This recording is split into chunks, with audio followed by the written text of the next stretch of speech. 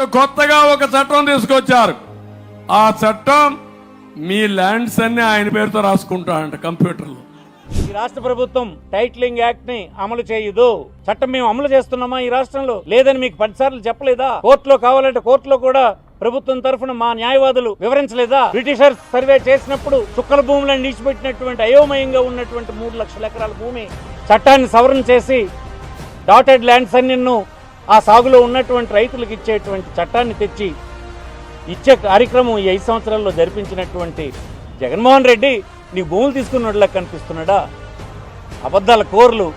మీరు ఎంత అన్యాయంగా మాట్లాడుతున్నారో, ఎంత తెలివి తక్కువ మాట్లాడుతున్నారో నవ్వుకుంటున్నారు మీ తాలూ చర్యలకి. అంటే ఏమి చేయడానికి లేక, ఏది విమర్శించడానికి లేక ఇంత అబద్ధపు ప్రచారాలతో ఎన్నికలను గడిపేద్దాం అనుకుంటారా? సాధ్యం కాదని మనం చేస్తున్నాం. ఈ రాష్ట్రంలో సోషల్ మీడియా ఉంది, మీ దగ్గర ఛానల్స్ 4 ఉండొచ్చు, కానీ